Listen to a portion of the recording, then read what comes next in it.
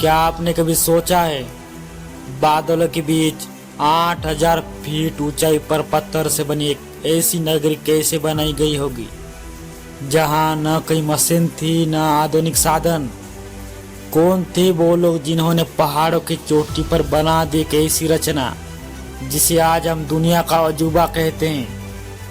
दोस्तों, आज हम बात करेंगे माचू पिच्चू के रहस्य की और जानेंगे कि आखिर इसे किसने कैसे बनाया। दक्षिण अमेरिका के पेरू देश की एंडीज पर्वतमाला के बीच छुपा है माचू पिच्चू।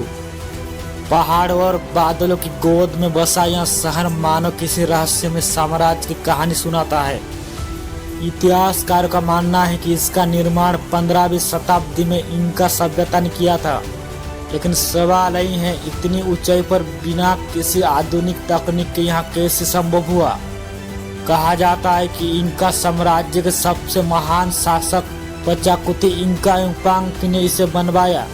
लगभग 1450 ईस्वी में यहाँ मंदिर, महल, खेत और नहरें बनाई गई। यहाँ के पत्थर इतने सटीक तरीके से जोड़े गए हैं कि उसके बीच आज भी एक बाल तक नहीं घुसता। कोई सीमेंट नहीं, कोई गारा नहीं, फिर भी सर्दियों में भूकंप और तूफानों को झेलता आ रहा है। क्या ये सिर्फ मानव मेहनत का कमाल है या इसके पीछे कोई छुपा हुआ रहस्य है? कुछ लोगों को मानना है कि यहाँ जगह देवताओं की पूजा के लिए बनाई गई थी। कुछ कहते हैं कि यह इनका शासकों का गुप्त विश्राम स्थल था। वहीं कोई सिद्धांत इसे खगोलीय वेधशाला मानते हैं, जहाँ से तारों और सूरज की गति का अध्ययन किया जाता था। और कुछ लोग यह तक कहते हैं कि यह मानव नहीं बल्कि किसी अलौकिक शक्ति की देन हो सकता है।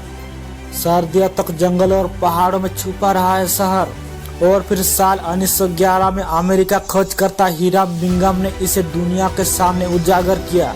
उसके बाद से माचू पिच्चू दुनिया भर में पर्यटकों और वैज्ञानिक के लिए रहस्य और आकर्षण का केंद्र बन गया। तो दोस्तों, इतिहास कहता है कि माचू पिच्चू का निर्माण इंका साम्राज्य और उनके महान शासक पचाकुती ने किया था, लेकिन असली सच्चाई शायद हमेशा रहस्य ही बनी रहेगी। क्योंकि जब आप वहां खड़े होकर इन विशाल पत्थरों और पहाड़ों को देखते हैं तो एक सवाल जरूर मन में उठता है, क्या सच में इंसान ने ही इसे बनाया था या इसके पीछे कोई और शक्ति थी? अगर आपको